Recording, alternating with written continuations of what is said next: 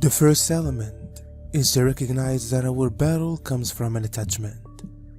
It may be smooth to point the finger in a person's self's path, or to feel horrific about things. However, what if we should truly observe in which we are feeling attached to something?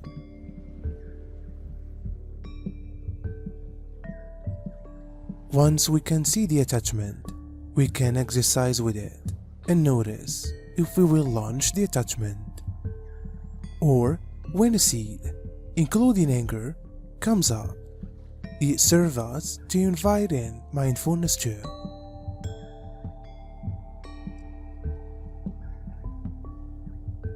Mindfulness is some other intellectual formation inside the room. In this case, mindfulness is mindfulness of anger.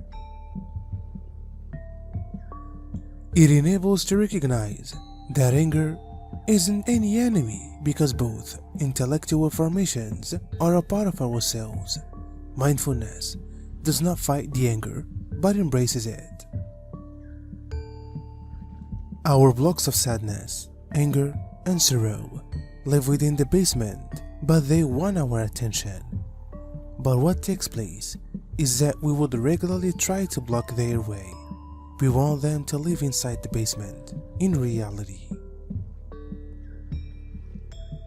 If we don't cultivate mindfulness, however, not with the movement of honestly getting it out of the way. There is a movement to be learned. It's for a cognizance to be received. So, as long as you are taking the barriers away together with your hands, simply in order to get through the path, it will get larger and larger. And then, simply in advance, you will see it once more. Most effective, it'll get heavier and heavier and larger in size, till it gets to the point where you can no longer get it out with your hands, and you need to find your way out to clear that direction.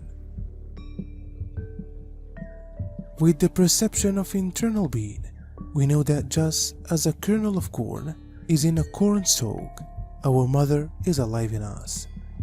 Hence, whilst we reconcile with our internal toddler, we also are healing our ancestors.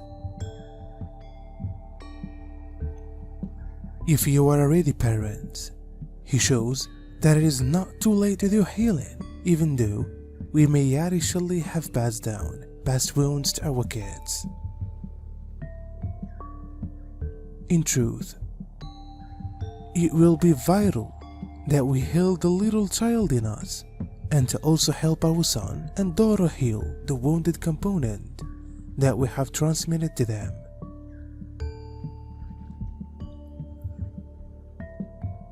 We are a continuum of the movement in life.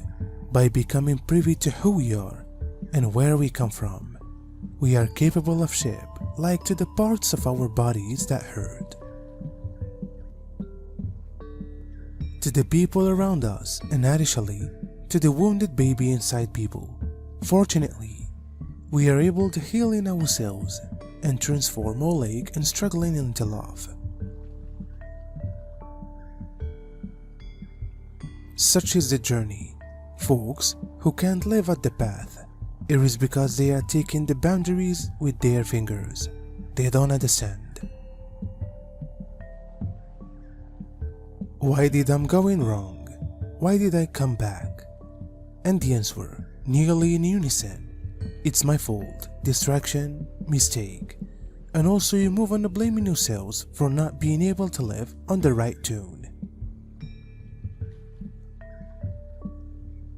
And I can assure certainly every one of you that the mistake you condemn and decide yourself for, is due to the journey itself.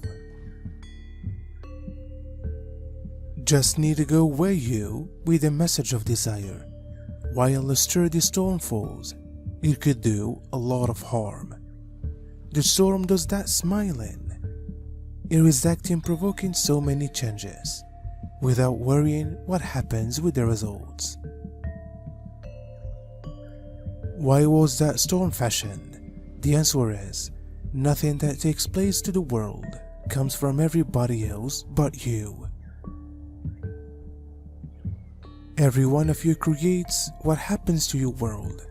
You gain what you plant. You acquire what you emanate.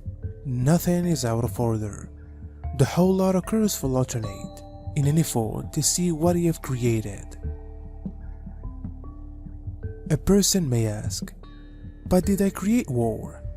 Yes, you and a bunch more on the planet. You feared it all alongside. You created this fear and the actuality that this would someday happen. Therein lies the solution.